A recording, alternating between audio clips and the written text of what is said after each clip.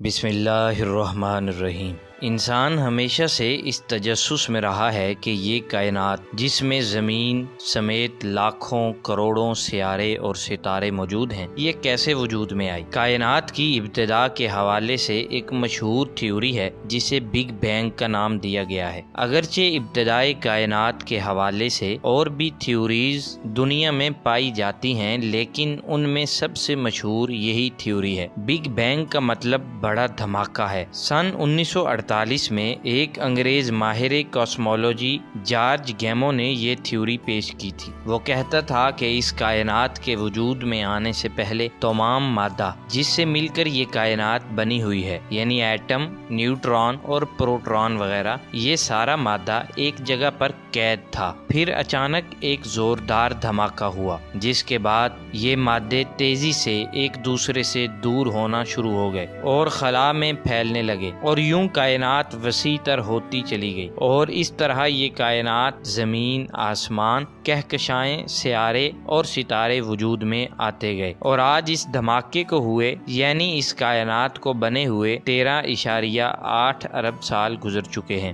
ہر عقل مند اور ذی شعور دماغ میں یہ سوال پیدا ہوتا ہے کہ بھلا کائنات کی عمر کو کوئی انسان کیسے بتلا سکتا ہے، کیونکہ کسی چیز کی عمر کو جاننے کے لیے کسی انسان کا اس سے بڑا ہونا ضروری ہے، اور دنیا کا کوئی بھی انسان اس کائنات سے بڑا نہیں ہے۔ تو اس کا جواب ہمیں ہبل نامی خلائی دوربین دیتی ہے۔ یاد رہے، عام طور پر ہمیں تصویروں اور کیلنڈروں میں زمین کے ارد گرد جو دوربین گھومتی ہوئی نظر آتی ہے، اس کا نام ہبل دوربین ہی ہے۔ یہ اپریل 1990 میں ایک ڈسکوری نامی خلائی جہاز کے ذریعے زمین اور کائنات کی پیمائش کرنے کے لیے بھیجی گئی تھی۔ اس دوربین کے ذریعے لی گئی کائنات کی تصویروں میں ہمیں جو سب سے پرانی کہکشاں ملتی ہے، وہ زمین سے 13.8 ارب نوری سال پر واقع ہے، اور ایک نوری سال 10 کھرب زمینی سال کے برابر ہوتا ہے، یعنی روشنی ایک سال میں 10 کھرب زمینی سالوں کے برابر فاصلہ طے کرتی ہے۔ نوری سال کو جدید زبان میں لائٹ ایئر بھی کہا جاتا ہے۔ یوں ہم کہہ سکتے ہیں کہ آج سے 13.8 ارب سال قبل نہ یہ زمین تھی، نہ آسمان، نہ سورج، نہ سیارے،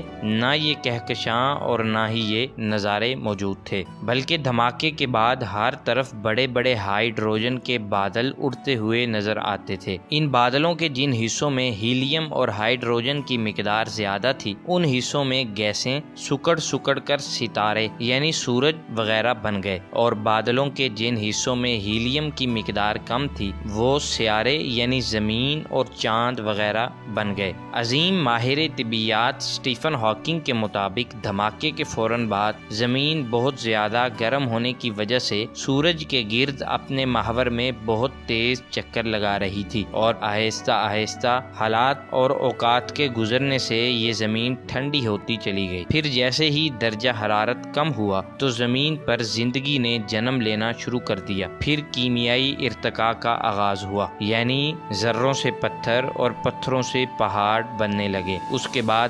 حیاتیاتی ارتقاء کا آغاز ہوا، یعنی چھوٹے چھوٹے کیڑے مکوڑوں اور جانوروں سے حیوانی زندگی کا آغاز ہونے لگا۔ دوستو، یہ ہے خلاصہ بگ بینگ تھیوری کا۔ اگرچہ مذہبی رہنما اس تھیوری کو ماننے سے انکار کرتے ہیں، کیونکہ ان کے مطابق الہامی کتابیں اس تھیوری کو رد کرتی ہیں۔ انشاءاللہ اگلی ویڈیو میں ہم مذہب اور قرآن کی روشنی میں کائنات کی ابتدا پر بات کریں گے۔